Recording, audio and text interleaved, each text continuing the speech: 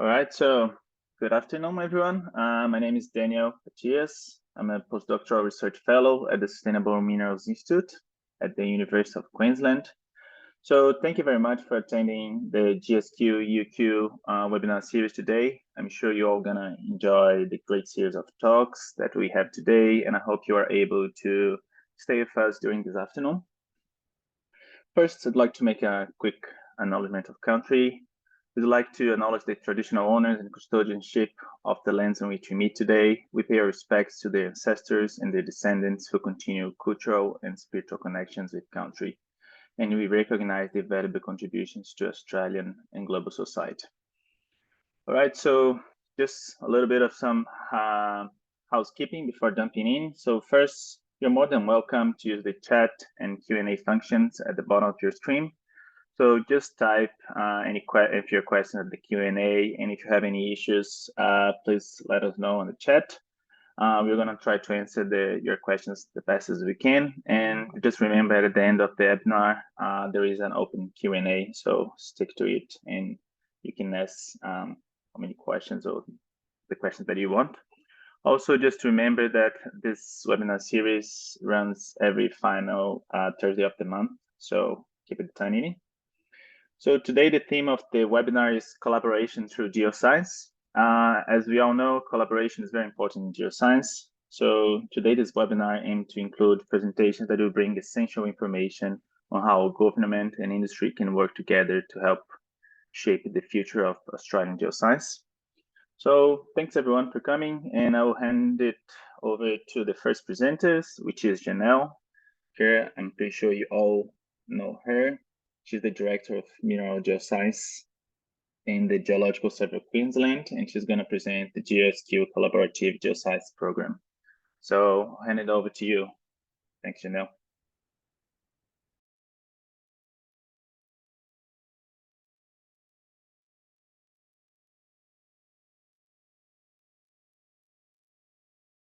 So Janelle, I think you're muted. Can you open your mic? Here you go. Sorry, is that better? Oh, yeah, good. Okay. Thanks. Okay, so I've handily changed my talk topic since it was given to Daniel, so apologies, Daniel. It's now called The Power of Collaboration in Geoscience Programs. And today I'm going to talk you through the way we think about collaboration and highlight some of the outstanding projects that we have going on in this space. I think collaboration is an incredibly important part of what we do, and it will be pivotal to our future programs as we adapt to the changes facing the resources sector as we move into a net zero world. Similar to Daniel, I wanted to start today with an acknowledgement of the traditional owners of the land on which we're gathered today. I'm joining you from Meanjin, which is the lands of the Turrbal and Jagera people, and I pay my respects to the elders past and present. And I ask that we all just take a moment to reflect on our own responsibilities as we walk towards a path to treaty as the state of Queensland.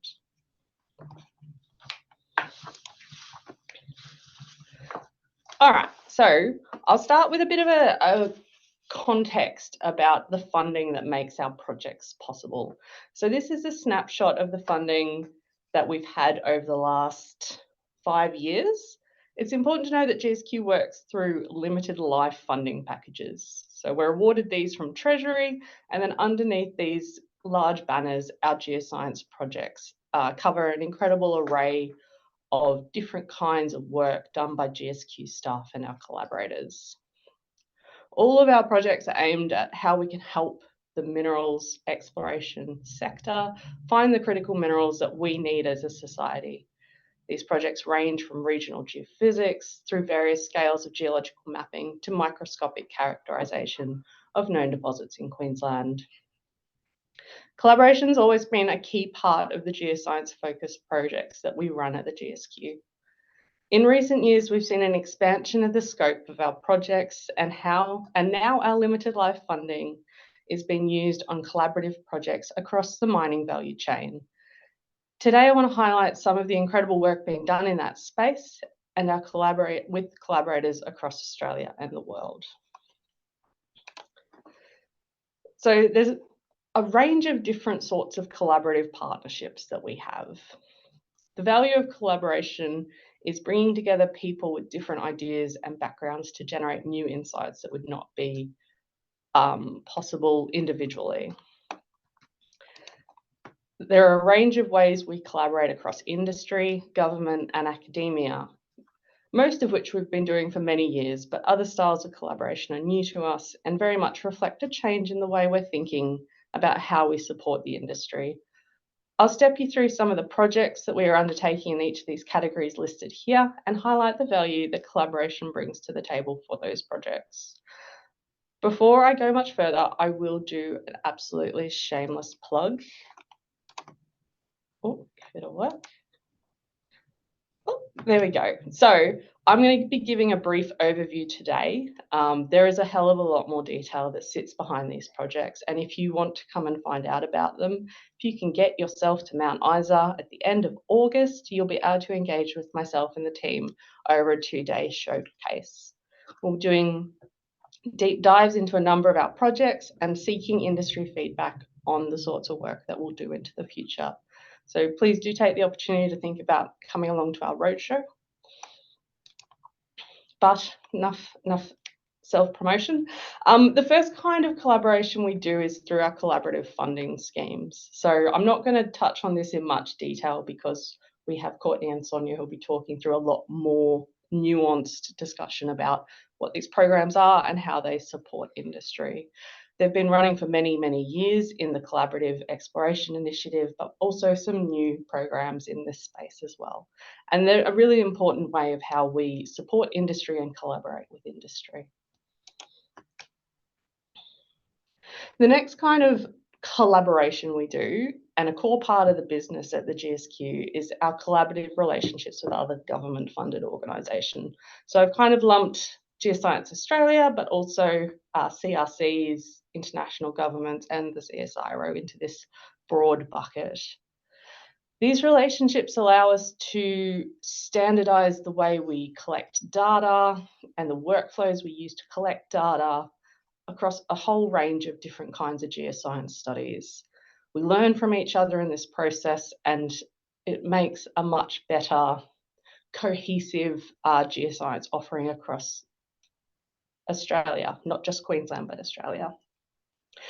This kind of work is really a unique benefit of working with other public organisations. These collaborations also allow us to access specialised or extra capacity to run some of our very large programs and be part of national programs led by Geoscience Australia. I won't spend a lot of time on this as we have Marina from Geoscience Australia giving us her perspective on this later. But I did want to have a brief discussion about what this looks like in the geophysics space. So we do a really, we do a range of different geophysics programs with Geoscience Australia, and we work across nearly every kind of geophysics that is imaginable. Some of these projects are led by the GSQ with GA support, so that's something like our recent CCA-MT survey, which is the little black dots in this. GSQ took the lead, Geoscience Australia took a supporting role, and together we collected a really large magnetotelluric data set. Some of these projects are driven by GA with either funding or personnel support by us. So a good example of that is the AusAEM project. This is a national coverage project, and you can see the really broad space lines in eastern Queensland. That's the next campaign of AusAEM that we're going to start. Actually, I believe the plane is in the sky now.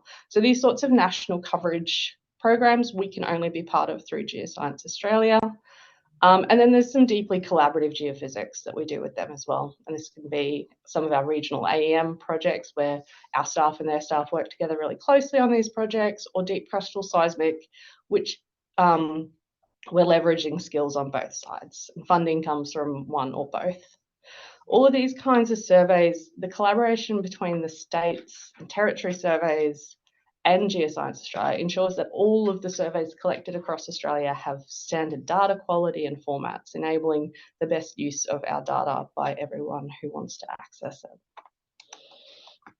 The collaboration we have with CSIRO, another publicly funded body, takes on a slightly different flavour. Here we're generally collaborating to advance science or to access deep domain expertise that we might not necessarily have in-house. A recent example of this is a trial of the mobile petrophysics laboratory, which we had on site for 12 months, collecting data in the petrophysics space. And this was collected for several major deposits across Queensland, and we're hoping to further our understanding of how we translate from geology to geophysics so that both can be used in a more complementary fashion. So it's trial of equipment, but also furthering science when we're working with CSIRO most of the time. The work that we do with government-funded organisations is broad-reaching and forms a significant part of our geoscience programs. And this is only a couple of examples. There's a couple more listed there, and there are multiple additional programs that we run of this sort of style. The next bucket of collaboration that I've thought of is something that really spans government, industry, and research. So by bringing together not just government, but also industry and universities into a single project space, this enables some of the most impactful work that we do as a survey. So a great example of this kind of work is the ore signature to distal footprints work that has been running for the last 5 years. The cornerstone of this project is really donations of core that come in from companies.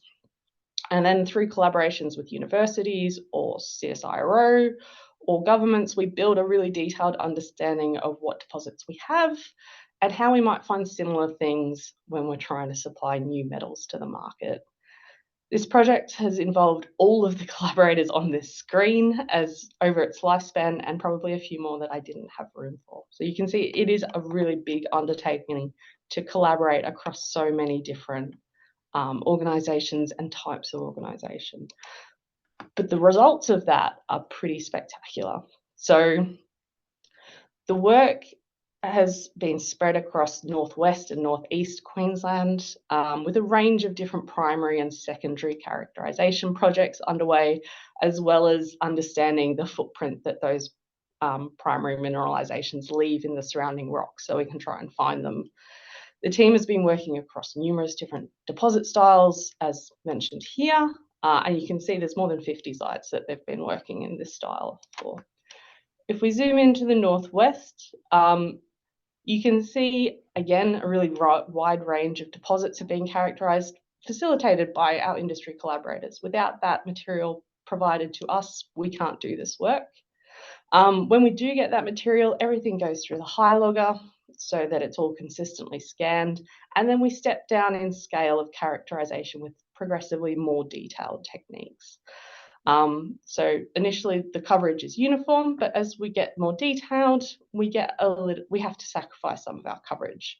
But what we get in return for that sacrificed coverage is really high resolution, detailed understanding of what these deposits are and how they got where they are.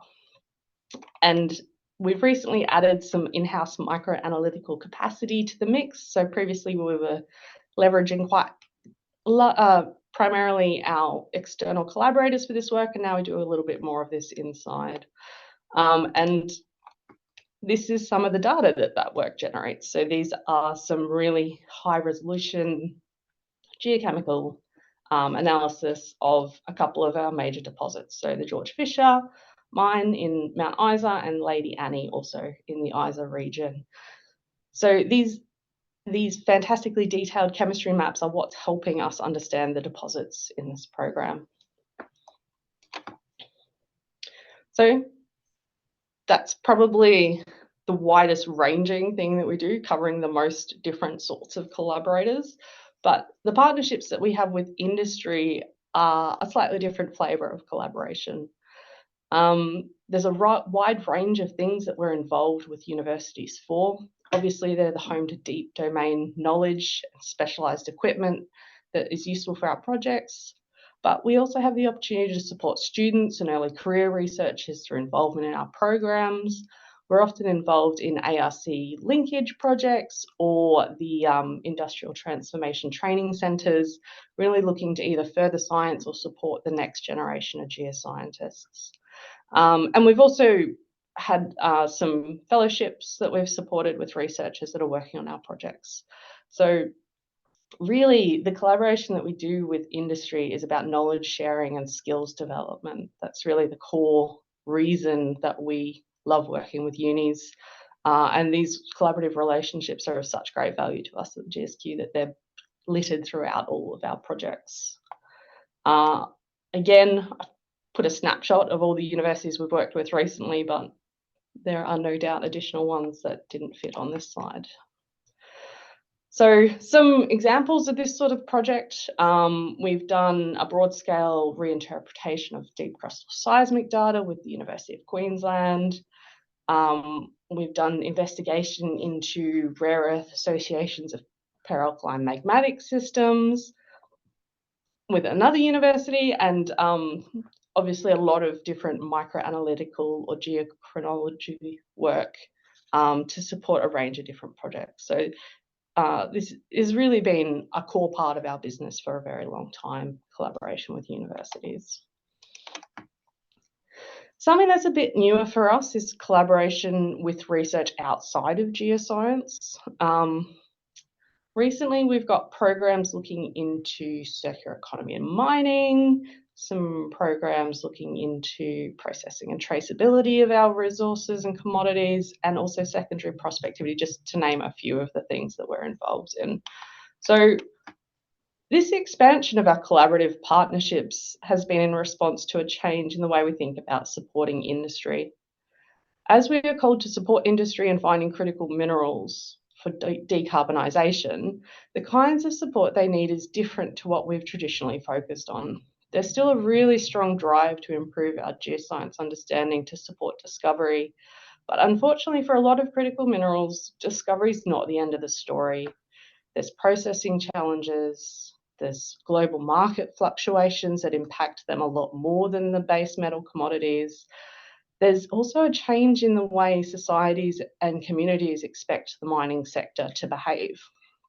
So this is all being piled on top of an industry that is expected to supply more metal than they ever have, right? So it's a really challenging space to understand what the role of government needs to be in supporting industry through this change. So when we think about how we understand such a massively complex task, it requires a lot more than just geoscience researchers. So by reaching out to universities, and one that we've been working with quite closely recently is the Sustainable Minerals Institute at the University of Queensland, we gain access to a really broad range of different researchers. So not just geoscience, but also social responsibility researchers, community-based researchers, processing, traceability, all the aspects that we need to think about in terms of what industry might need as support. So by leveraging that broad skill set, we're able to understand the supply chain level challenges more holistically, and then we take that understanding back into the planning of our geoscience programs or other support programs that we're running as a department. So a key piece of work done in this space recently has been our involvement with the MyWatch team at the University of Queensland. So together we've been characterising mine waste to understand not just remediation challenges, but also recommercialisation opportunities. So by understanding both, we're kind of setting industry up with a core piece of data that will enable them to think more holistically about the way we're using these resources and hopefully start to allow circular economy practices to take root in the resources sector. Okay, so takeaways. To me, the value of collaboration is realised by bringing together different people with different ideas and backgrounds to generate insights that we don't come up with by ourselves. The range of ways we're collaborating across industry, government and academia, most of which we've been doing for many years, but other styles of collaboration are new to us. They very much reflect the way we're thinking about how we support industry in Queensland. So I hope you've been given a bit of a flavour about how and why we run our collaborative programs And I'm going to take one last shameless opportunity to plug our roadshow, and I'll open up to questions.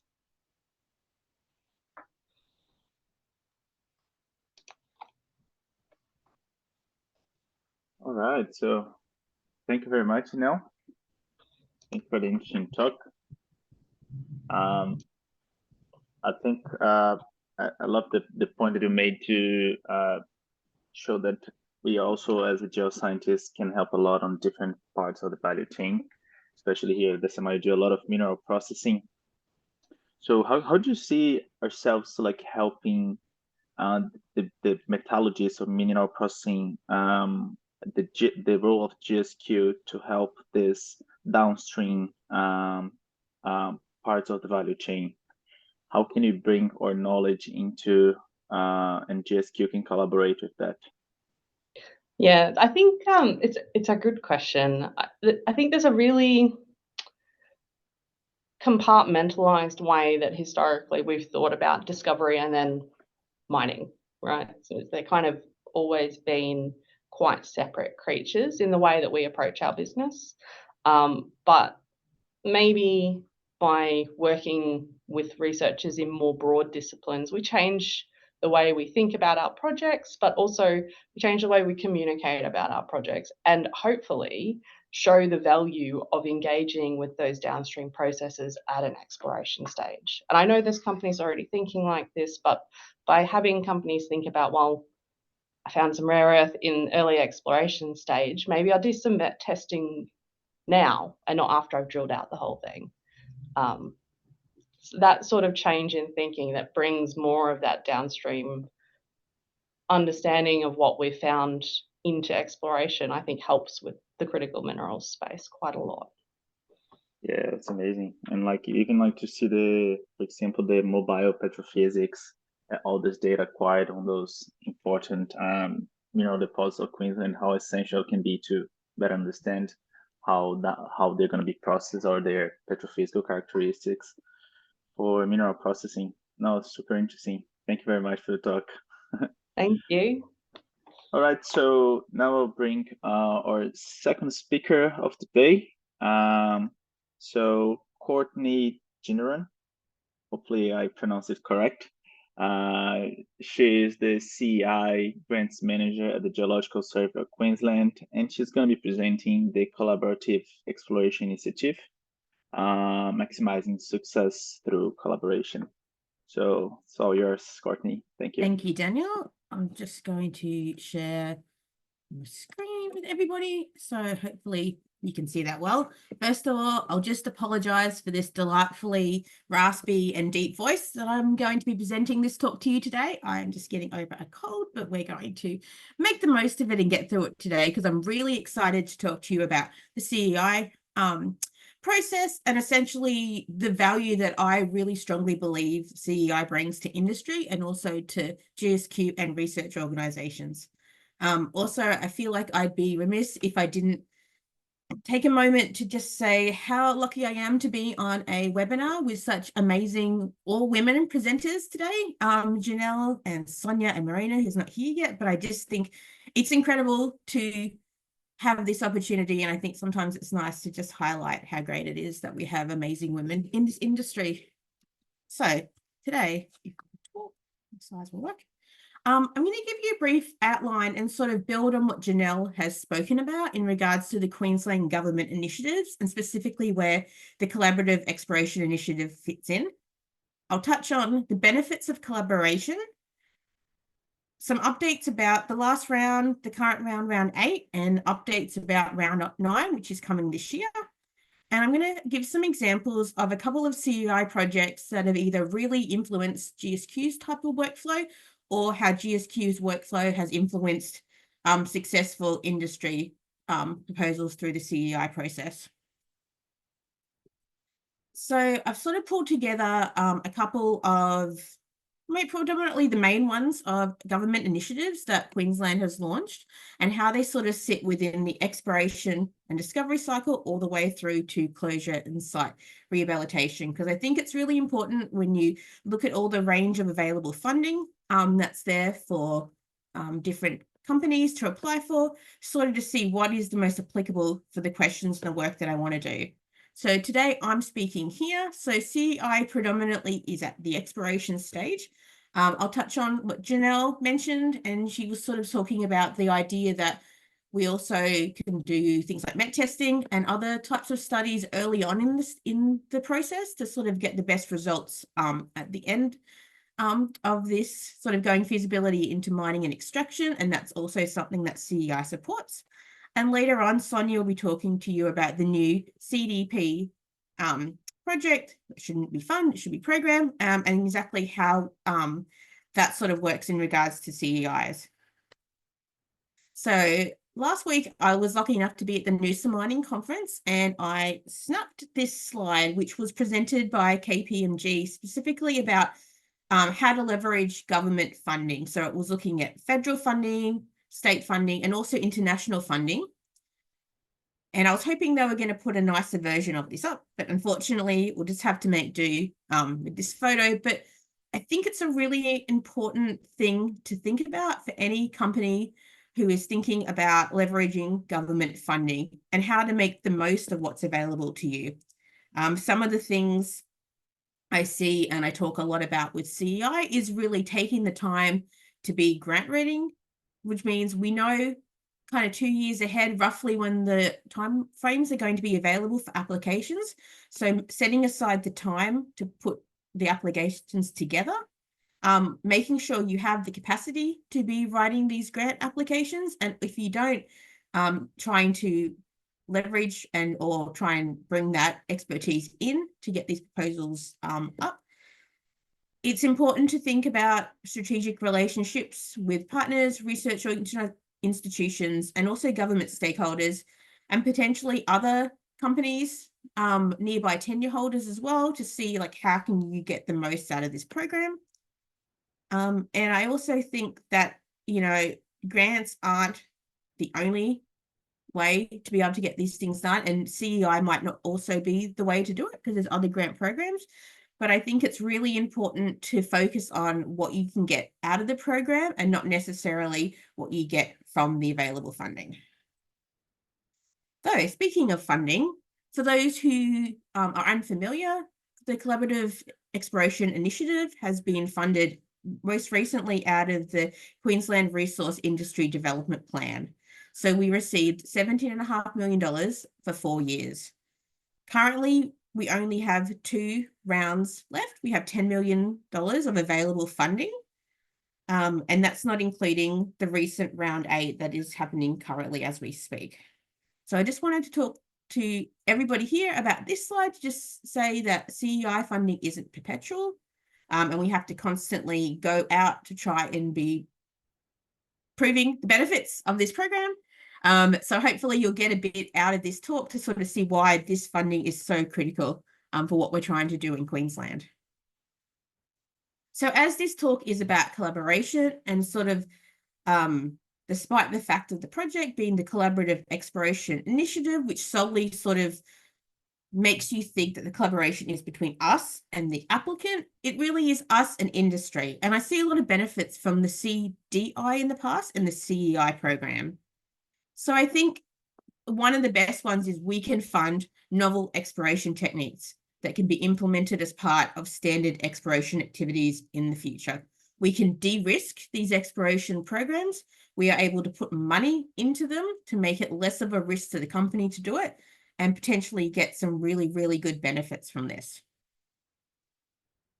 GSQ can also take the ideas that industry are putting forth in applications. It really allows us to have our finger on the pulse and sort of make sure that our program funding, our initiatives, our ideas are aligned with actually what industry are thinking and also the types of data that they're keen for us to collect.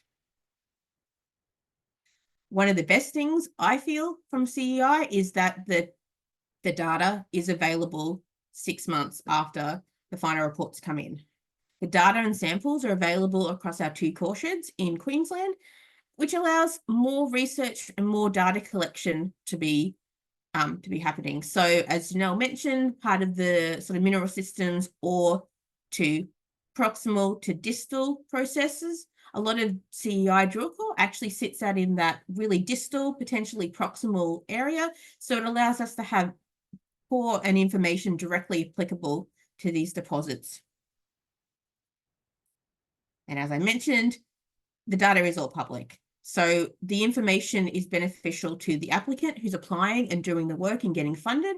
But 6 months after it's completed and the reports are in, the tenure holders, the neighbours, people looking for a similar sort of deposit in a different part of Queensland can benefit from this information. And something that I have found really, really awesome, and it's because I've been around the CDI, CEI process since round 3 of CDI, so about 16 years ago, is that companies are also re-looking at old CEI applications with a new light and using that information for them to be putting in new CEI applications. So really, it's like a cycle of benefits. If those CEI drill holes weren't done 15, 10 years ago, that the companies now wouldn't have these ideas or new ideas to follow up from, for example, looking at the data with new eyes or going out and sampling the core in our core sheds. So what does the Collaborative Exploration Initiative aim to do? Well, really, we are trying to de-risk your project. We're trying to turn something that potentially has high risk with potentially little reward, hopefully big reward, into an opportunity. So we are trying to encourage the discovery and development of critical mineral deposits, something that we really, really need to do in this day and age and going into the future. I think previously we just haven't had the type of information collected that really allows us to assess what we have in Queensland, and CEI is a really good way to broaden that knowledge base. We can support direct exploration activities. So sticking holes in the ground, getting airborne geophysical data, doing MET testing, potentially on your drill core, on your samples, we can directly support exploration. And essentially, we're trying to do our bit to make a resilient, responsible and sustainable resources industry. So with our focus currently on critical minerals, it allows us to be looking at old deposits and other geological areas with new eyes and potentially get the minerals that we need for the future. So what makes a successful application? What sort of projects does GSQ fund through this program? Well, really, we are trying to fund projects that are technically sound, they're innovative, they address vital geoscience and exploration knowledge gaps. And as I mentioned before, trying to find new critical mineral deposits. We really want clear and concise, well-articulated applications with a logical proposed technique to test the model and target. So I just wanted to talk about the idea about innovative and innovation in this sort of context. I feel like often the innovation is often thought of from our applicants and people in industry solely around the type of technology and technique that can be applied on your project to potentially get grant funding. But a lot of the innovation can come in reinterpreting the geology, re-looking at an older area that might have been previously thought to have been a porphyry and looking at it with new eyes and saying it potentially is an IOCG deposit. So the innovation happens in all stages of your proposal, from your technique, from your model, from what you're trying to do and the results you're trying to get. So just have a think about that. And when you're writing your applications, it's really important to be really strong and clear about where the innovation lies. So I thought I'd step through the previous, the current and the future rounds. So this is round 7, which completed in December 2023. Very exciting. So I started in this job in December. So I walked into all the final reports coming in, which was really excellent. It gave me a chance to go through and see the sorts of projects that we've been funding. All of the final reports and the data are now in the GSQ open data portal. So if you want to scan that QR code, you can see directly into the portal for all of the round 7 reports and data. And all of the drill core and samples will be available for industry and research coming January 2025. So round 7 had a really interesting mix of projects, everything from big airborne surveys to reanalyzing existing pulps and samples that had been done on previous drill campaigns, but looking at them with new eyes, looking at them for rare earths, collecting data that hadn't been done before. We even had drone surveys and geophysical modelling. So just to give you a bit of an idea of the sorts of projects that we are funding. So excitingly, round 8 is underway. This kicked off in April of this year, and we have funded 18 successful projects from 16 companies. As of today, we have 11 projects that have kicked off and 4 have completed their main activity. The split between drilling and non-drilling is actually half, which doesn't often happen. So it's nice for this little graph. Drilling is mostly diamond drilling, and some of it is air core drilling to get the spatial coverage.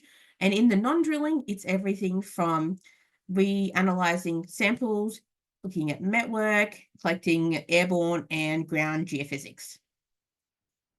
The split of commodity is quite strongly focused on copper and the associated byproducts and other critical minerals that come with copper. We have a couple solely rare earths projects that are getting up, one in Northwest and one in Northeast. We have a graphite project and we have 4 in the lead, zinc and silver.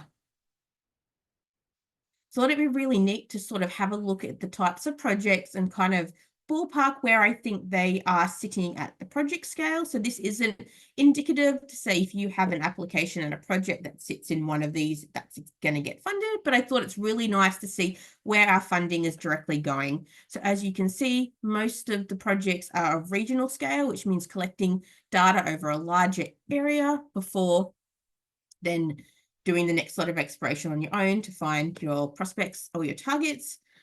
Or on the deposit scale. So it's sort of like the 2 end members, but really we're trying to fund all parts of this sort of program, all this scale.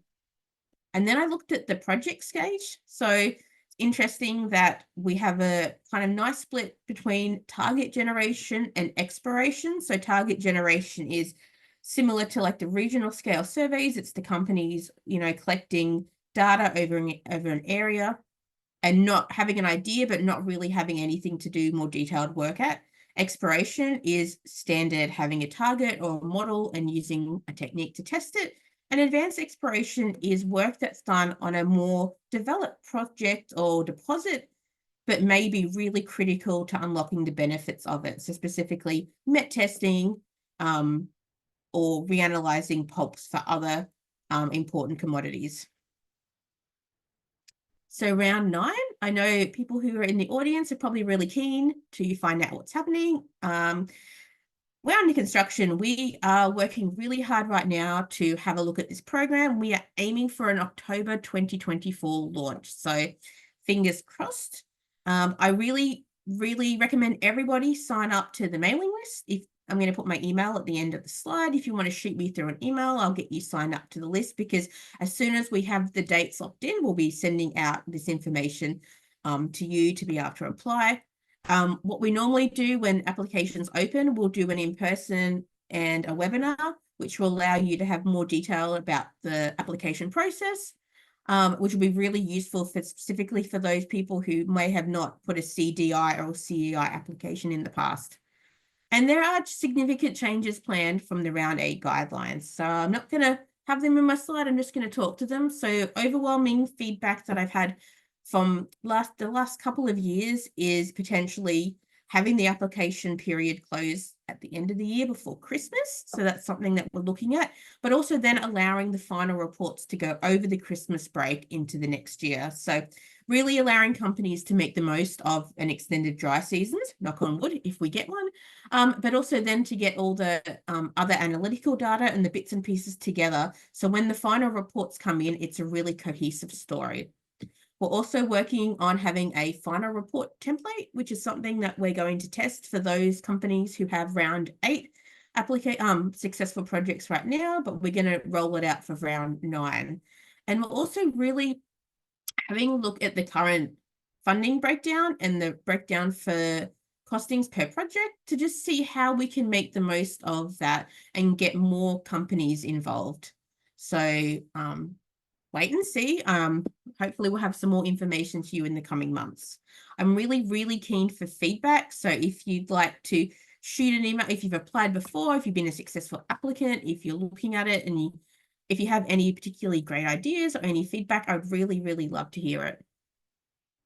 And because this is a talk on collaboration, and I thought it'd be really nice to show some test case examples, I'm going to really briefly talk about 2 examples about how industry and also GSQ can benefit from the knowledge and information gained from the CEI process. So this is a project that was done in 2020. It was from round 3. So it was a hydrogeochemistry project done by Moho Resources. So it's a successful application to go out and collect a whole bunch of hydrogeochemical samples. So that is collecting geochemical data from water bores, and they have specifically targeted, as you can see from the bottom picture, the area undercover. So they were trying to look for what exists there because there wasn't a lot of drilling. So this is a really nice sort of quasi-regional to camp scale data set that they collected.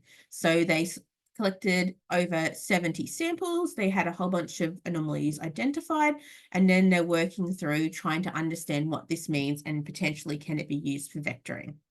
So something I really love about this project is because it kicked off really early on before GSQ decided to roll out our big hydrogeochemical programs.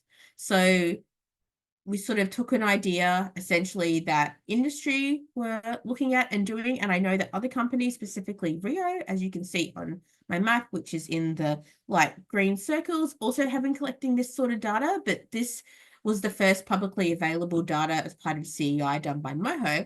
And then GSQ jumped on it and thought potentially this is something that industry is really keen on.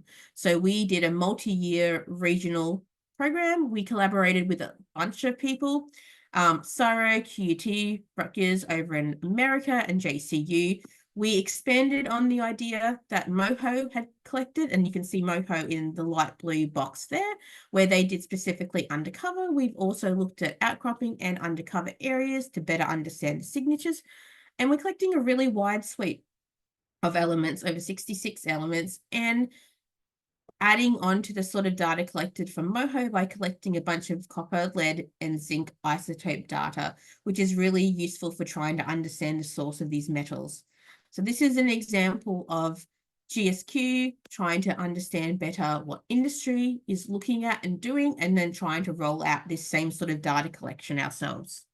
And now I'm going to flip it by looking at a project currently that is from round 8. So this is a current project is happening right now. I believe they're drilling it right now, which is really exciting. This is in northwest Queensland for a change. So you can see to the left of the screen, it's between Mount Isa and Cloncurry, and it is the Hammer Metals Hardway system. So they are looking for potentially iron oxide copper gold / rare earth deposits within the older Corella formation. So these red circles on this cross section here are where they're targeting. So they're trying to go through known mineralization, but trying to work out how much more they have. And then through this project, it's not just drilling, it's actually a characterization package. So they're looking to do the drilling, but they're focusing on really understanding the mineral system. So understanding the alteration, zonation, and geochemical signatures associated with this model. They're also testing the model too, and doing this work to really making sure that they understand what they have. So they're doing a drilling and they're doing a characterization package, predominantly looking at spectral data along with the chemistry. Why is this neat? Well, it's really similar to the sort of reference collection work that Janelle mentioned earlier today. It's collecting the same sorts of data that's allowing for direct comparison with GSQ generated data set. So it's saying, is my deposit like these well-known characterized deposits in mineral system? So I think it's a really excellent idea. Because what that does is it already gives them essentially an advantage, because as GSQ, we're collecting so much data and all the major deposits, and now we're working our way down to the different sorts of variants and members of this system. Fingers crossed, they'll be able to collect the sort of data at their deposit and have something directly comparable to a bigger major deposit. We're all going to cross our fingers. So my key takeaways for this is we're really trying to de-risk the exploration while trying to increase the geological knowledge of the state. I think we often sort of forget just how beneficial having so much public data and drill core and samples available for more companies, for industry, for researchers, and for GSQ to be working on. A lot of the CEI drill core that comes through gets scanned on our high logger and also then can be used into our solid geology updates, into our geochronology programs. So it's going to be creating wealth of public data for everybody. We have $10 million remaining in 2 rounds, with it finishing in June 2027. All the data is available for round 7 on the link. So you jump in now and have a look and see all the really great work and results that came out of round 7. And round 9 is opening later this year. So if you're really keen, have any ideas, please shoot me an email or the GSQ at Resources email there. And I'm open for any questions. Thank you. All right. Thank you very much, Courtney.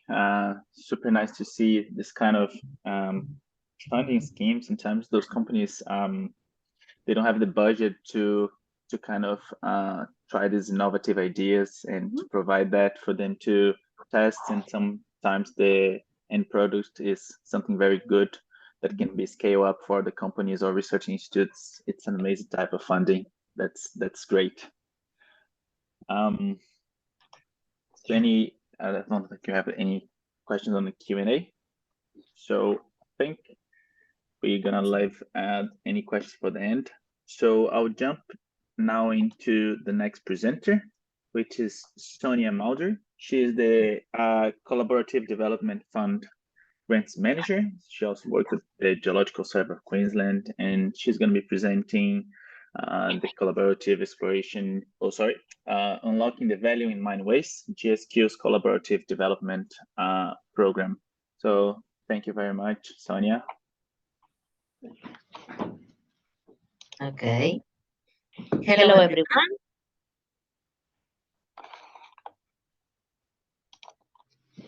Hello, everyone. I'm Sonia Maunder. Probably not many people know me, but I am the new addition to the team. And it's interesting to know how much support all the funding initiatives give to industry and also for the sustainable development of the industry. So today I'm going to talk about our new engagement grants initiative. It is worth mentioning that government funding support focus on and have been designed to help industry, explorers, and those in whole of mine waste to recover value from what is called mine waste and other industrial processed waste. So before I start, I will like to once again to acknowledge the Department of Resources, acknowledge Aboriginal peoples and Torres Strait Island people as the traditional owners and custodians of the land, sea, and community, and recognize their continued contribution toward creating this strong and prosperous state of Queensland. I would like to add then having this respect for traditional owners also creates a more resilient and prosperous community based in strengthening collaboration and understanding against each other and towards a more part of the sustainable country. So I aim to share the most relevant information about the why, what, and how of this funding initiative program, and to touch on why Queensland government has put forward this funding initiative, which is the Collaborative Development Program, to facilitate more access to the critical minerals and to develop the critical mineral industry, but not just finding new resources, but also from what already has been mined. Here you will find a QR code. And in the next slides, I'm going to go through the process and the foundations and background of how this program has been established, developed, and now is implemented.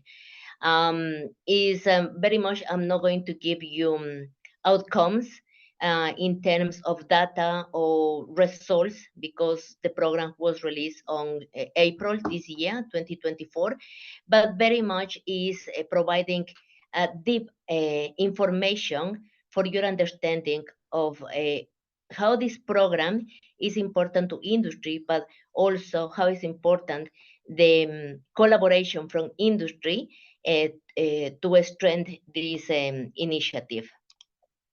So, over the past year, as mentioned it already by Janelle and mentioned it by Courtney, so over the past year, Queensland has made remarkable strides in advancing its critical mineral sector, thanks to strategic initiatives and robust industry collaborations. Additionally, it is also worth to mention that the critical minerals strategy is built upon the Queensland Resources Development Plan and the collaborative development program, then we call CDP, is really one of the actions that represent one of the actions within the critical minerals strategy and represents the efforts to develop critical minerals in Queensland and the proactive efforts to fostering investment and streamlining regulatory process and also promoting an industry that build and grow ESG or environmental, social, and governance principles. Saying that this investment of for example 25 millions or 22 millions in what I would like to say and focus more is the amounts are not only mentioned in the slides.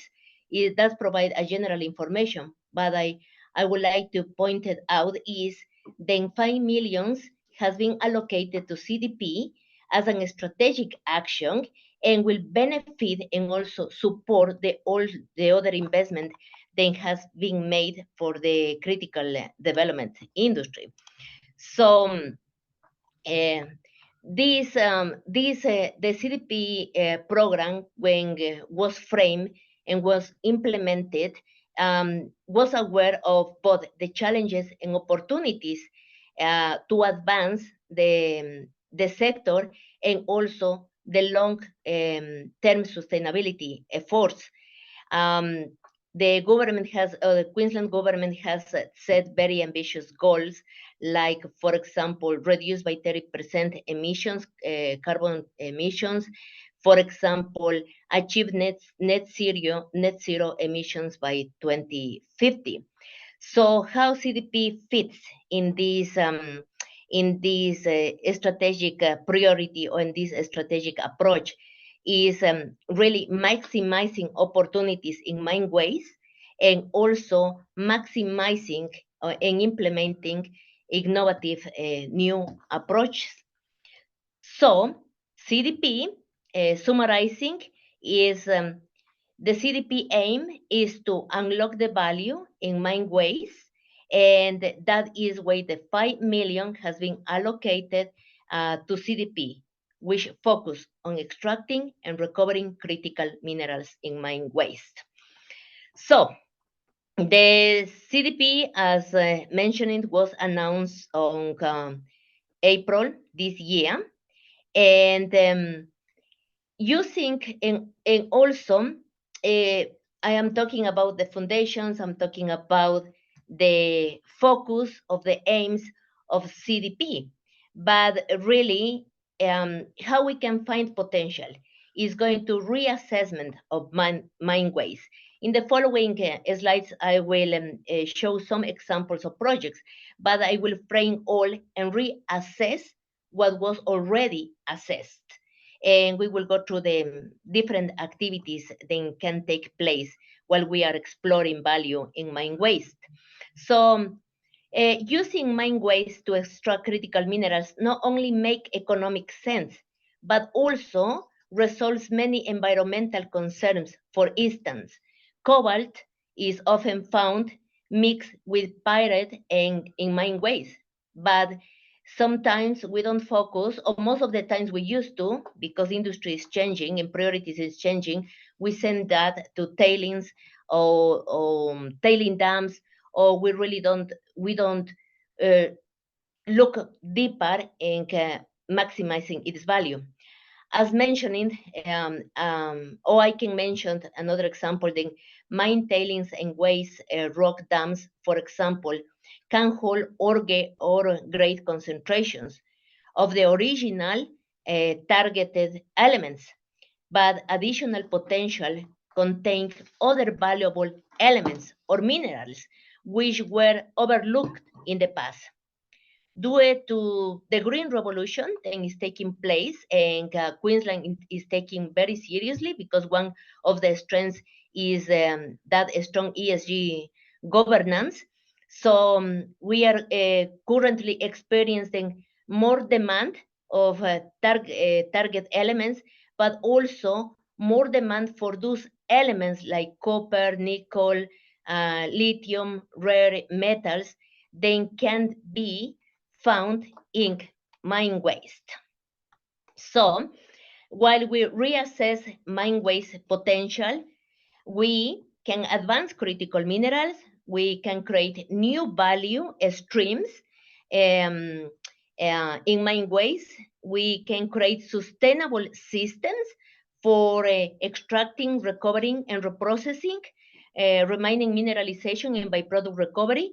We can support long-term sustainability in mining operations, and we can reuse those associated minerals in for other industrial uses.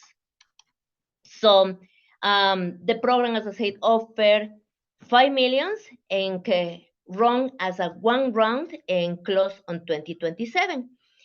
So when we talk about mine waste, lots of research and very substantial research has been taking place. No doubt about it. And however, is how industry organizations and how we have to work together, public and private organizations, to understand, shifting expectations and to look from a different perspectives, those paradigms, and how we are looking at mine waste. Very much mine waste, most of the research, I don't like to say it, is from, for example, technical point of view, or from an economic point of view, or for an opportunity point of view, but is conceptualized as mine waste characterization. We are moving forward and we are expanding the program more broadly because we want to expand the opportunities. And it's worth to mention that we have been receiving substantial feedback. We have been going through substantial research, and also we are running a series of webinars, information session, and interacting all the time with the industry. And this is how the program has been expanded. However, before setting a new approach or understanding shifting expectations, it's important to understand that there are plenty of reasons. You might think that tailings or other mine waste characterization and reprocessing methodologies cannot work. But as I said, it is a time to consider this from a fresh perspective. All sorts of mine waste streams are essential part of mining, and that and people say that is not going anywhere. Then everyone is taking into account that mine waste now is important source of critical supply. But the way industry is approaching now and how mine waste management is taking place is changing rapidly the understanding of mine waste. We want to be part of we wanted to be part of these new approaches and innovative approaches, and this is how how we have, as mentioned, it has been expanded the concept and the input to the initial foundations and how CDP has been built. So is many assumptions made, is many things and are considered as myths, but we have to also to consider the changes in reprocessing methodologies and characterization methodologies that is taking place in mine waste. So maximizing opportunities. I will briefly talk then the value of allocating public funding to businesses extracting critical minerals in mine waste and to facilitate byproduct recovery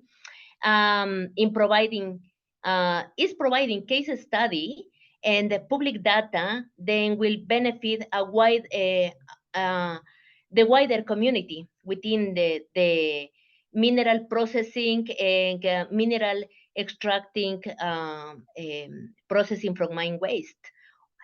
So the integration of different methodologies is why really give a strength to this program. For example, you have a project, then is going to start with mine waste characterization, and later we can move forward to reprocessing or improving methodologies for byproduct recovery. So, but it's important to understand the methodology is going to be applied while running the mining assessment.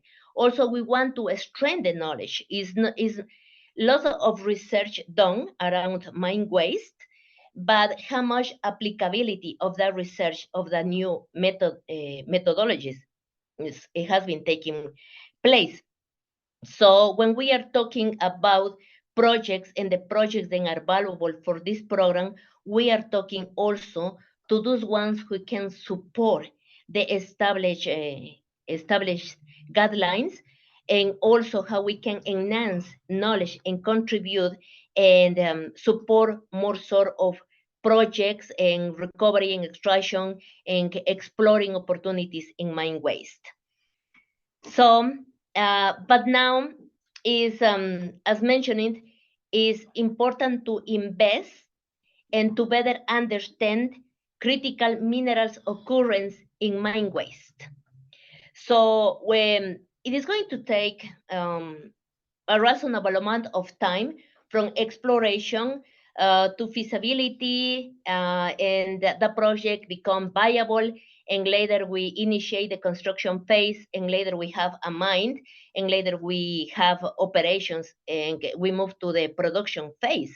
So why we don't start using what we already have? So the examples of projects is not a straightforward list, because every methodology also can be combined with other methodologies, and also one methodology is more applicable. We have been supporting how the examples of project has been framed in the guidelines, and we can also further discuss with you when expressing attention to this CDP program, is then we are considering secondary prospectivity, exploring remaining mineralization, changes methodologies, or upscaling applicability of technologies and processing and processes, or metallurgical assessment, and for example, also how relationships can be strengthened between processing plants, infrastructure plants, to really improve the recovery of the byproducts. So when we talk about mine waste, as I say, the example of projects is broad and can also be working as a one big project, but also we need to talk also about the type of streams in mine waste. And we are talking about tailings, stockpiles, mine water, metallurgical slags, fly ash from coal fire, and also you can act as an spent catalyst of a leachate ore that already has been processed. So as I say, this CDP program really represents multiple opportunities. And now activities, the activities and the projects should be based in Queensland, but it's not exclusive for mining lease tenants. Is not only exclusive to MDL, EPMs, MLs, or also to holder of an operator or infrastructure plant. We also we have applications opened, or submissions are open for joint applications between a processing or between an associated infrastructure operator and any other party with access to the tenement. So not open to no industry bodies such as research organization of universities as a primary applicants. So now I'm going to briefly go into the process. We always encourage, or I would like to encourage you to read the guidelines. The guidelines really represent the whole idea and how the program has been designed, how has been developed, and now has been implemented. So the core areas, or the more critical areas to look within the guidelines, is the objectives. If you align with the objectives, we will understand what sort of applicant you are, and also we will understand the project you are proposing. And also, if you meet the eligibility criteria and you understand the objectives, we will understand the, the activity is going to take place. So very much also we have been giving support to each section within the guideline, then really allocate strategic information. For example, in type of activities, we have example of projects. For example, in assessment criteria, we give really, we consider it technical potential and also program potential is the outcome in the short, medium, and long term. And also we have a template that can help you and guide you with your what you preparing your application. So in terms of time frames, briefly is an estimate of 3 months when we receive your submission, and that is going to a group of expert and assessment panel, and later will take 1 month before deliberation after we receive your application, 1 month for deliberation and moving towards agreements. And later you will become an applicant after your submission. So important things to take into consideration is we encourage you to review our collaborative development program and the opportunities it provides to transition mine waste into a valuable resource by unlocking mine waste value and enabling new supply chains. We believe economic growth can be achieved in an environmentally responsible manner. I ask you to consider how you might participate and help advance the transition to a true and more sustainable future through collaboration and through our collaborative development program. Thank you. All right, thank you very much, Sonia, for the very interesting talk. Yeah, I really like when you say like a change of paradigm is sometimes necessary for the secondary prospectivity. Just have a quick question. Do you see more now this type of funding going towards assessing feasibility of those tailings or like reprocessing than the characterization itself? I will say then the project has to be viable. That means then has to prove the capability and the capacity to meet the objectives. So, but but understanding your perspective is how we prove if exploring, or characterizing mine waste will become valuable in the future. So very much we don't support feasibility, we don't support testing, but we support the methodology then is going to prove, and we will receive results or might not receive results, but has the capacity and the capability to meet the objective that has been proposed. All right, yeah, Thanks for the clarification. All right, so I think now we're gonna, thank you very much, Sonia. I think we're gonna jump into our last presenter, which is Marina Costelloe. I think hopefully I'm reading correctly your family name. She's the head of the Mineral Systems branch from the Geoscience Australia. So Marina, I think she's her international connection is not the best at the moment. It's regionally somewhere. I hope you can hear me. Can you hear me? Yeah, we can hear you. So what we're gonna do? Good. Janelle is gonna share her slides and she's gonna talk over it. So just keep in mind. So I'll let Janelle share her screen. Sorry, and I'm then can't find it yet. I'll be Yep. 1 second, I promise. That's all good.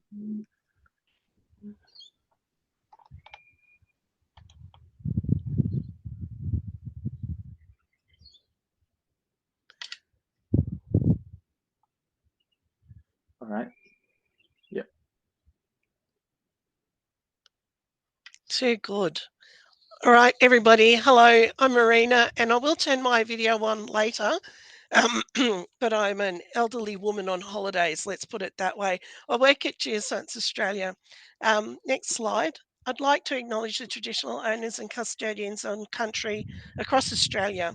The traditional owners were the first miners, mappers and explorers of this country, and without their support and collaboration, we wouldn't get very much done. Next slide.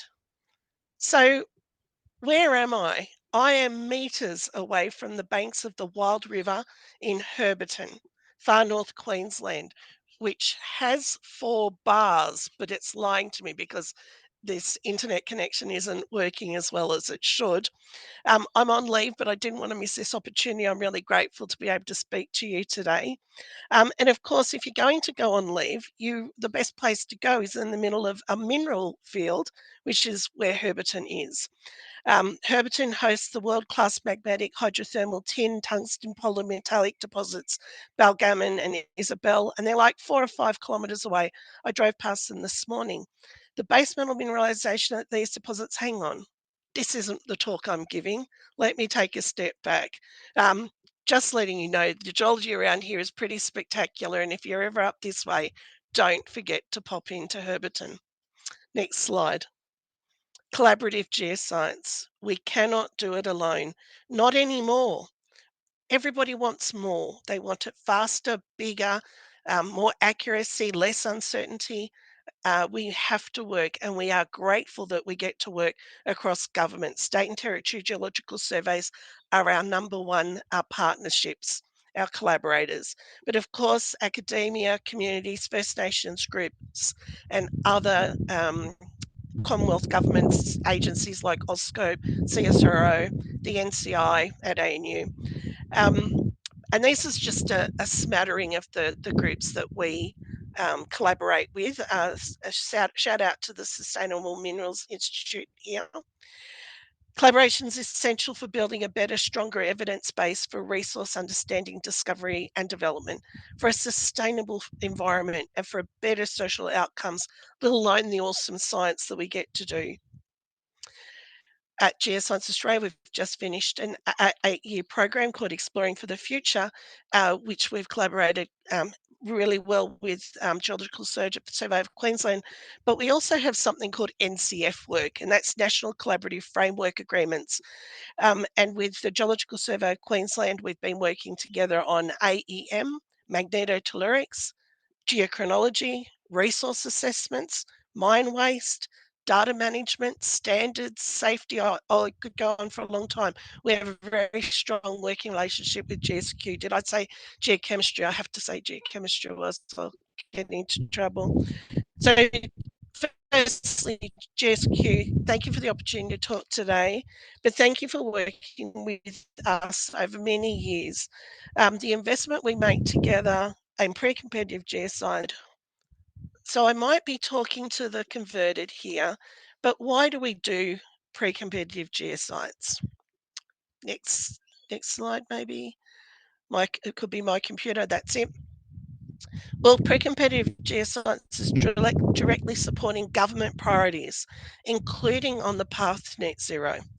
It's great science, and the evidence, information, data, interpretation, tools, code adds value to not only government but our sector, the critical mineral sector, mining and resources sector, exploration sector, so that we can accelerate mainly discovery in my area. It's the discovery of mineral deposits, make the most of those mineral deposits once they've been discovered. So we've just heard from the mine waste people, and make better. Next slide.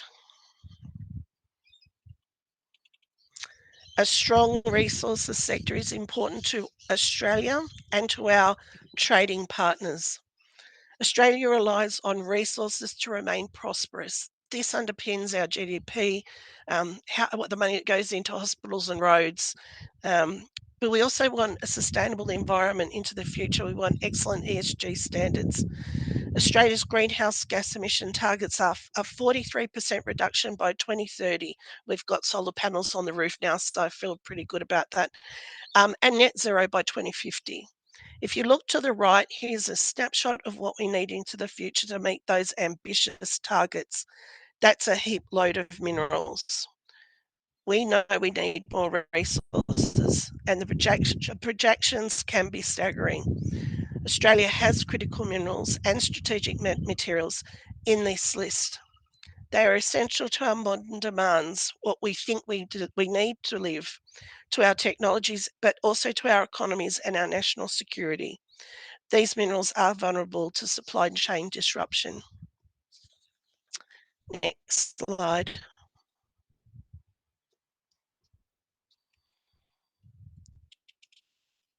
So, that's interesting. That's better. Or EFTF, and I say it quite quickly and it sounds like EFTF, was an 8-year, $225 million pre-competitive geoscience program that ran in 2 lots of 4-year cycles that we worked very closely with all of the geological surveys and a whole bunch of those collaborators that you saw in the slide earlier. The program's vision was to support a strong economy, resilient society, sustainable environment for all, the benefit of all Australians. We collected national scale baseline data, undertook deep dive regional assessments, we drilled, we created mineral potential maps, and we mapped and we mapped. All of this information is published or is about to be published. It is free. The work was undertaken in every state and territory with the support of the local Geological Survey. Some provided financial contributions, some assisted with land access, some with data management, survey management, just input, not just, but the input of their scientific expertise.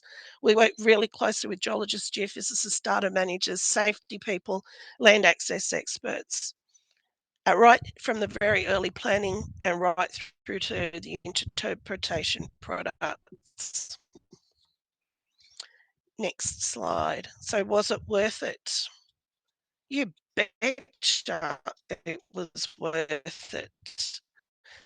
According to a 2023 Deloitte Access Economics report, government geoscience data and have added value to the GDP.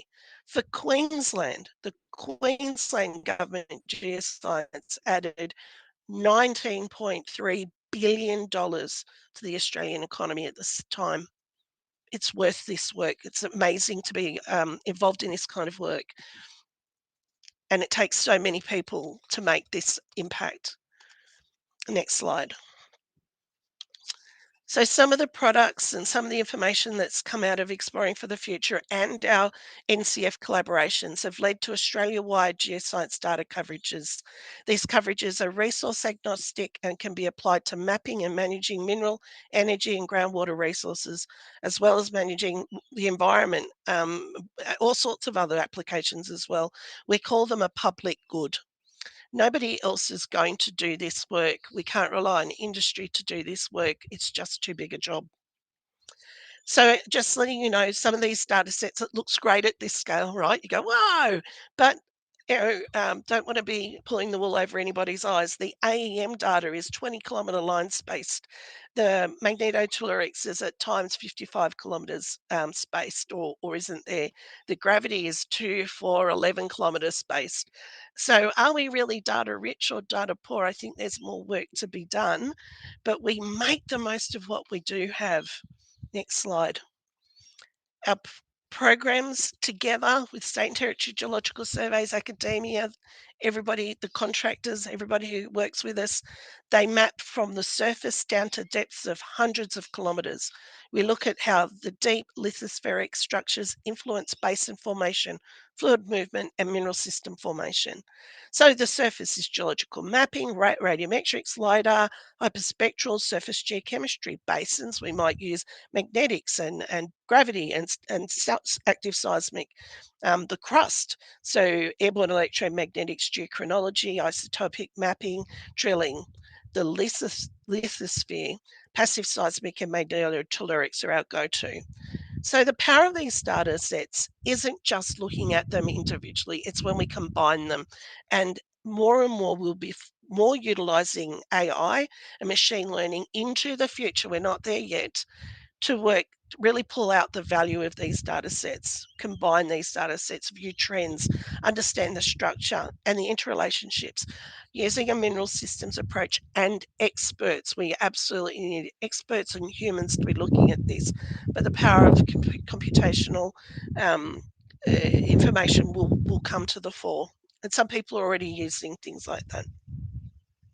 When we better understand when, where and how an ore body was formed, we'll find it quicker, don't you think? Next slide. So this is a nice easy one. This is what it looks like. We're in the field, and I know a lot of you get out there, so we've got, you know, all sorts of sampling and data acquisition drilling going on there. It's just it's a nice slide to remember, you know, how much fun we have doing this work.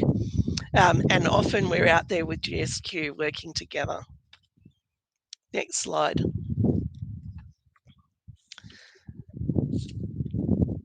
Here are some examples of the value add to the data coverages. Like I was saying, we don't just use these data in isolation. We don't, you know, AEM over here and magnetotellurics over there and surface geochemistry over there. And we don't even just layer them in ArcGIS either. We do some really great multi-criteria resource potential assessments at GA and using a mineral systems approach. So here's some of those examples of the mineral resource potential assessments for Australia. These are all available online. You might have also heard, so there's the theolytic sediment hosted and the carbonatite related maps. They are a first pass. They're not perfect, but I expect over the next, you know, 5 years, maybe 10 years, they'll improve in accuracy and detail and uncertainty.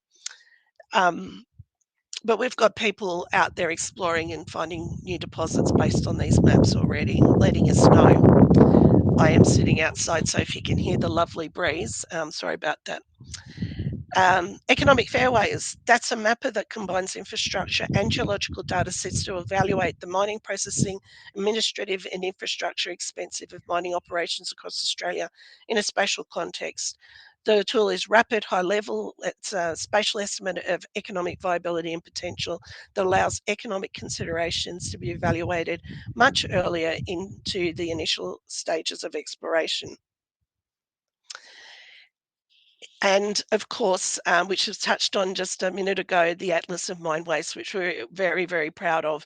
If it's already been dug up, what a great resource that we should be tapping into.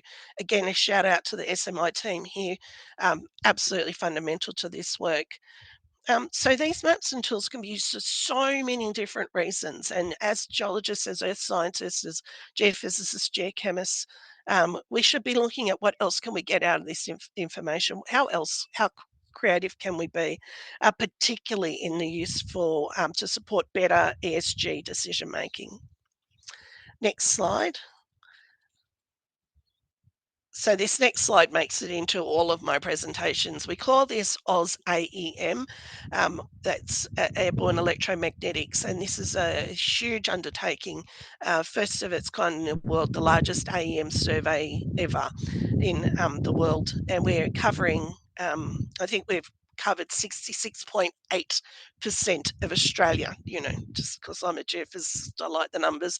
But incredibly, at 20-kilometre line spacing, you not only can pull out large-scale continental features, but you can pick out regional features and discrete conductors. So a discrete conductor can indicate a resource or a discovery, a potential discovery. So the value of this data set's been incredible. So next slide, and this is a great example of collaboration. Janelle's running my slides from a PDF. I'm sitting in Herberton on leave. I'm not showing you video, so I keep my internet connection going okay. So I hope I haven't been dropping out at all. But it makes it very hard to show the slides where it was animated. So I'll give you a quick demo explanation of what this was going to show you, but it's not as fancy as it would have been if I was sort of animating it.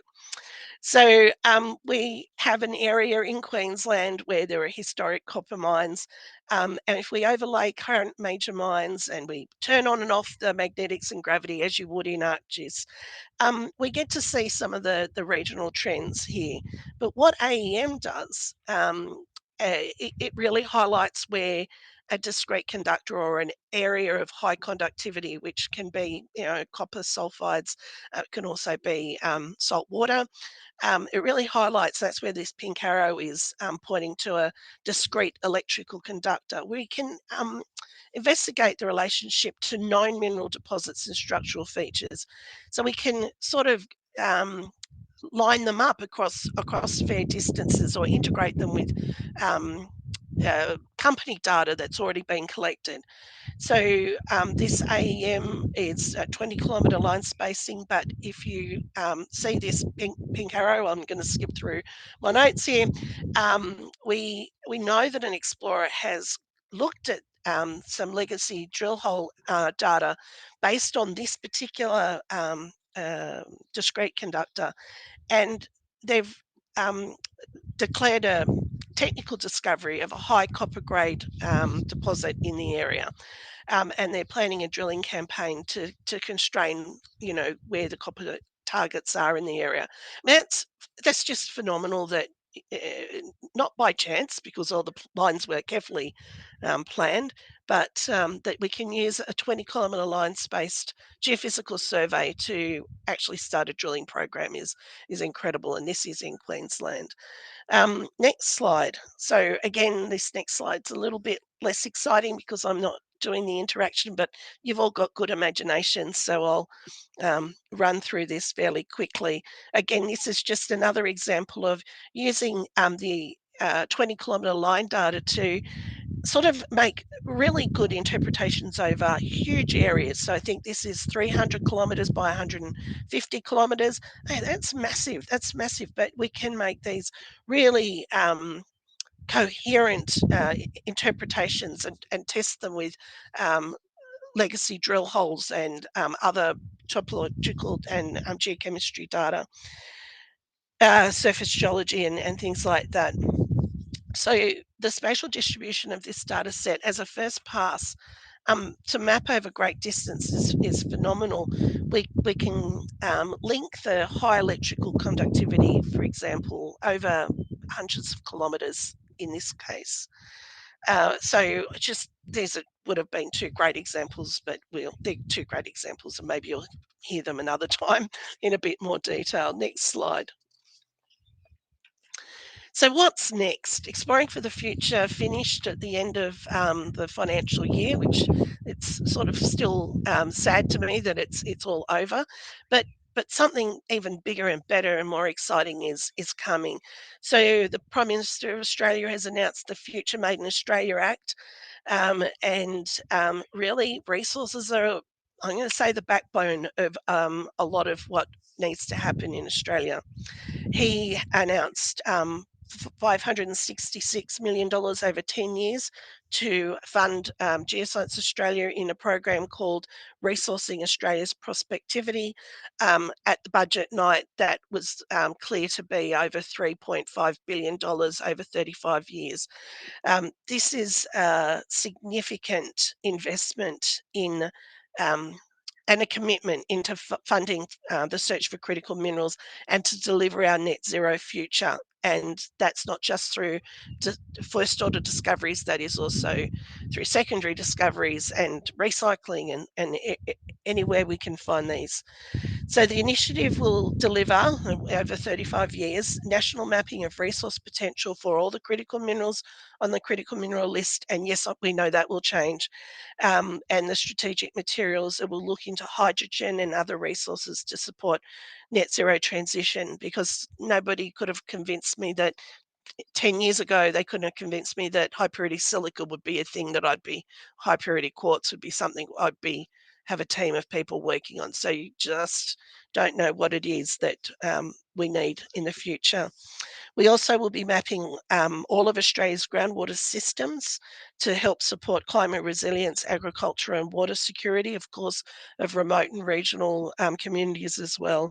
We're going to conduct in-depth regional studies of areas considered highly prospective and not yet fully explored. We have a commitment to deepen our engagement with First Nations peoples. So we want to do more. We want to do more co-design. We want to share knowledge, and we would like to learn from them as well. And we will be collaborating on the Resourcing Australia's Prospectivity. Now, you're really lucky you can't see me because I've just done a little RAP rap.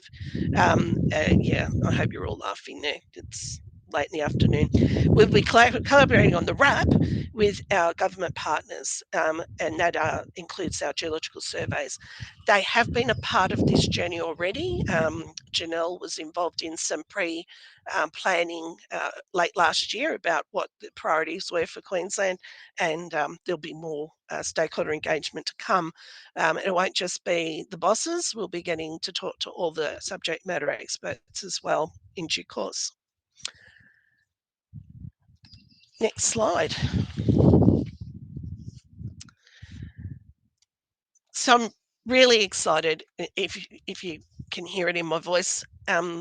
RAP will deliver generational benefits for decades to come. Can you imagine if this, program does find more resources or finds better ways of extracting resources from mine waste? Or what are the opportunities of new code and AI and ML, getting some of those broader data acquisition programs from the 20 kilometres, from the 50 kilometres down to reduce uncertainty?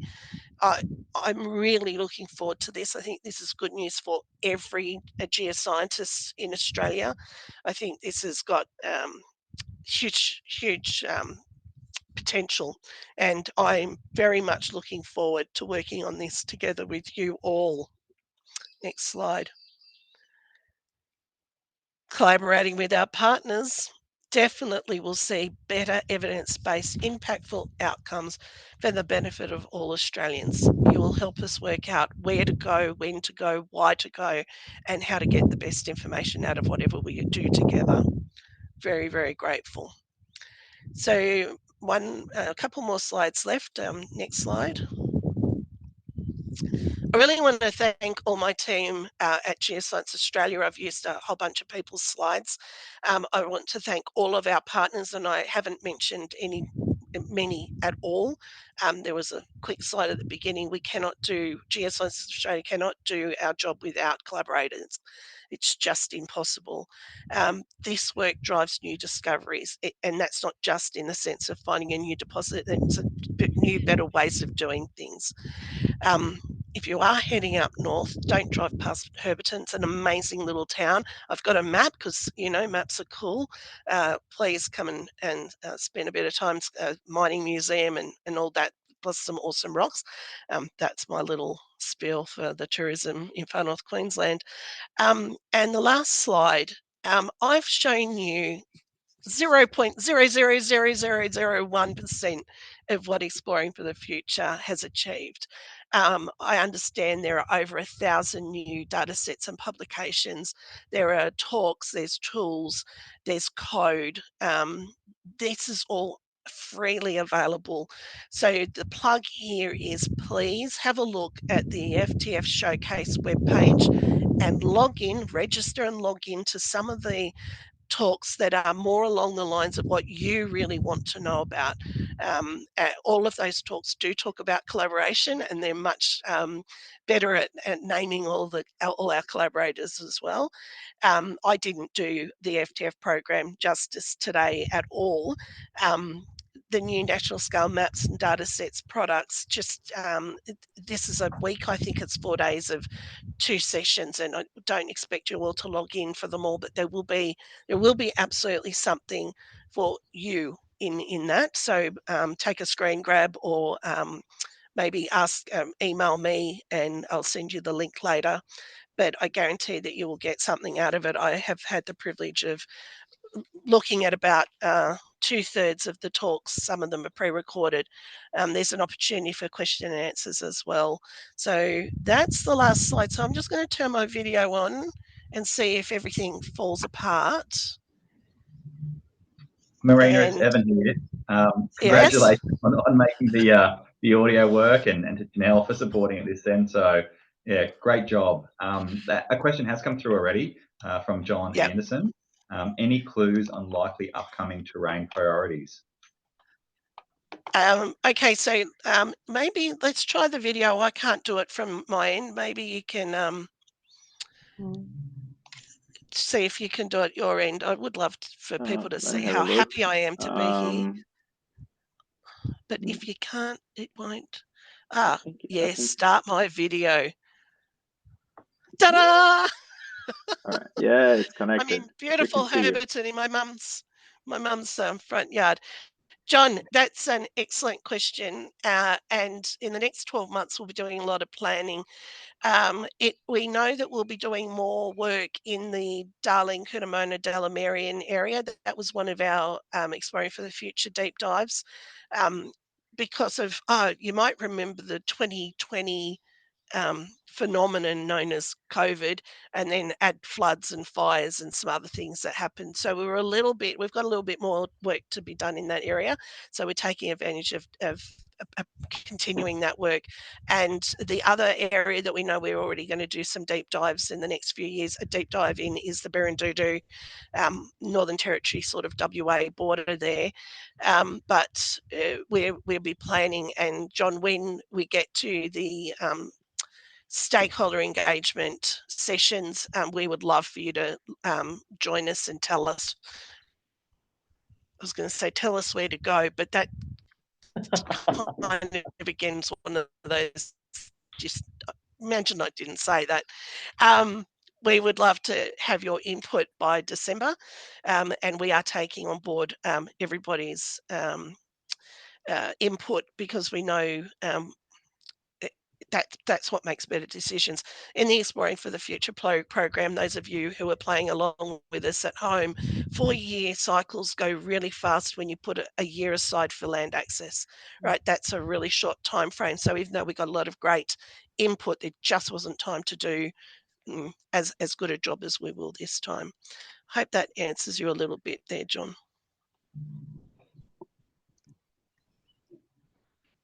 All right. I don't think we've got any other questions pre-canned.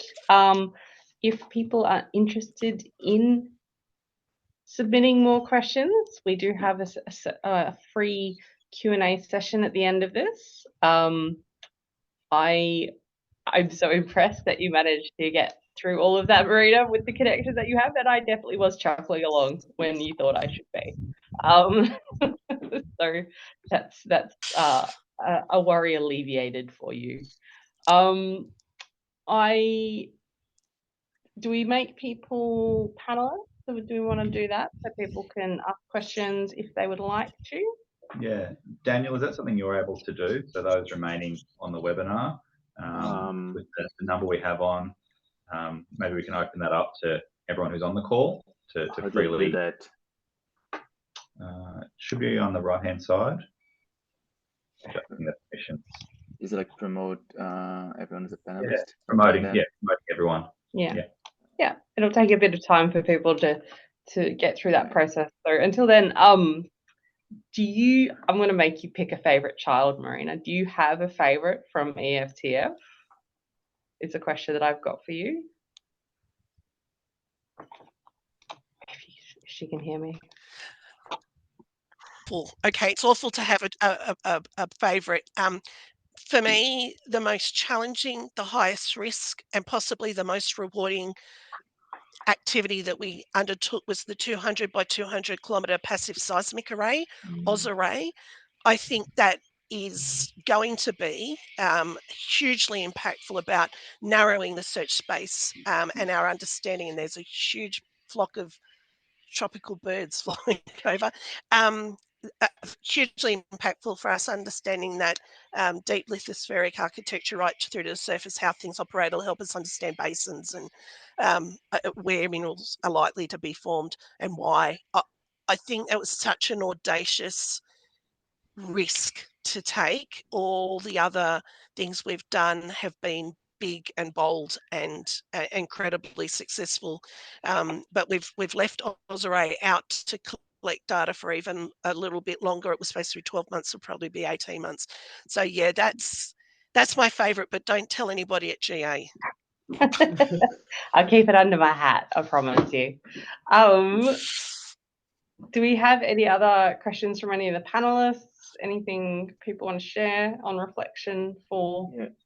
Actually, I have a question for Courtney. Just more out of curiosity, do you see like most grants focusing on like the approach of people trying new technologies, or do you see like people are trying to get more data and trying reinterpret like old data sets or samples with this more robust data set? What's the approach you're seeing more? It's interesting. I would say recently, the last couple of rounds, there's been a bit of a focus on reanalyzing existing drill core or samples that they have.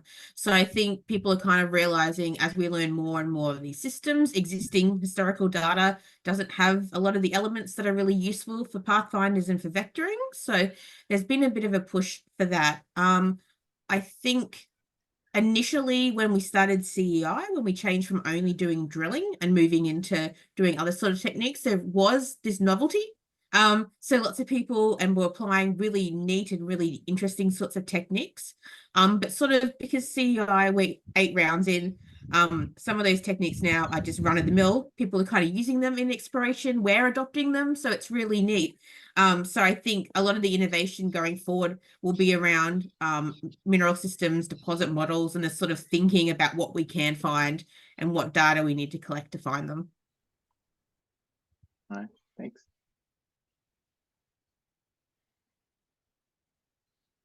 Thanks, muted. Cannot hear you, Janelle. Okay. That's right. I was just going to say, I can see that most people are reluctant to accept the promotion to panelists, which I completely understand. When I'm watching these, I often also reject the promotion to panelists because then I'd have to turn my video on. So without any more questions from the floor, and I don't believe that we do have nothing in the chat, so I might wrap this one up here. It's been a really interesting session for me personally to see what Geoscience Australia is doing and to hear the thoughts of our funding managers. I will say that we are going to take a break, so we won't have a webinar at the end of August because we will be in person in Mount Isa inviting you to come and deep dive into our programs and look at some rocks with us. So if you join us in Mount Isa, you can. Those won't be live streams, but they will be recorded and shared afterwards. So you can be there in person or you can have a look afterwards. So I'd like to thank all the presenters and also Daniel for stepping in and doing the hosting. Thank you, Daniel. We appreciate that. Thank you, Marina, for coming in from outback Queensland and putting up with some connection issues and persevering. And thanks to all the audience who tuned in for this program. I up there. Thank you. Appreciate it. All right. Who closes this down? Yeah, we're doing it now. Okay. I'll stop the recording. Okay. Thank you so Thank much. you. Thanks, everyone. Muito Thank obrigado. you. Thank you. Thank you. Thank you. De nada. Thank you.